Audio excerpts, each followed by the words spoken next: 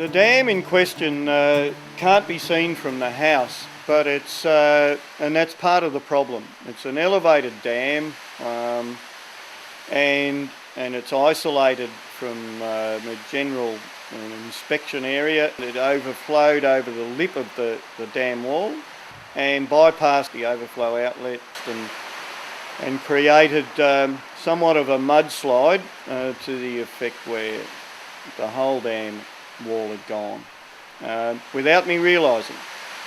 And it wasn't until a few days later when I did my rounds and got up there to see that I didn't have a dam anymore.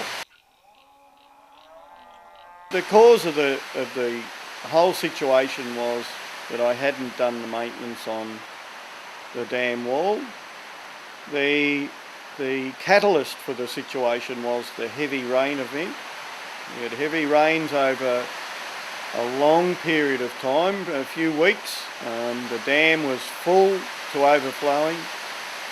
The soil and the subsoil was soaked and become a sponge and then became unstable. So we had water lapping the top of the bank. We had a very narrow crest which was less than 2 metres wide.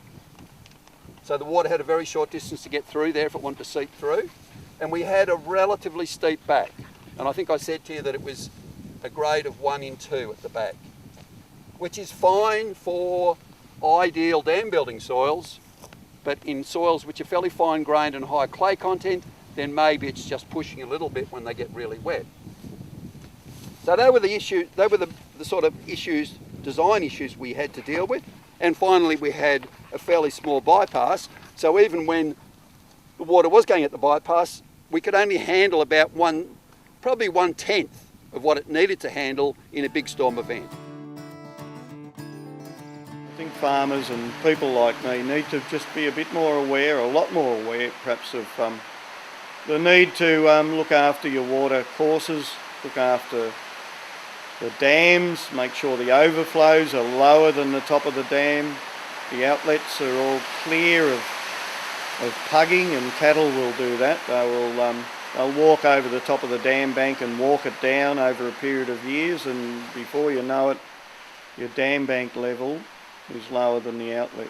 After we had our field day here, I learnt a lot about the structure of the soils and the design of dams, and having learnt from some soil experts, I realise there's more to building a dam than just digging a hole on the side of a hill. It could be a very costly exercise, but my feeling now is that I need to repair the dam so that it doesn't go again, and in order to do that I need to minimise the size of the dam, and so in the next probably 6 weeks I'll be draining it completely, allowing the soil or the mud that's in it to dry so that we can remove some of it, and then try and get some soil to rebuild the dam bank at a lower level with a significantly lower outlet. May take a day to do with an excavator, but I don't intend to spend a huge amount of money or trying to repair it to its original size. So you need to strip it all. Then you need to open up the hole so you can get machinery in and out. So it's vital that the whole thing's opened up. So that's doubled your hole already. We started off with about 200 metre hole, 200 cubic metres. You need about 400 or 500 cubic metres by the time you open it up to about 3 to 1. Open it all up, have it all cleaned off. You've basically nearly demolished the whole bank.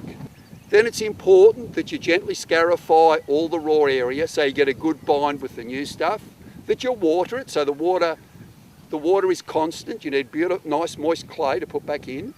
So once you've prepared the site, then really it's not that complicated to start, basically just putting in steps of soil, each time binding it up into the existing material.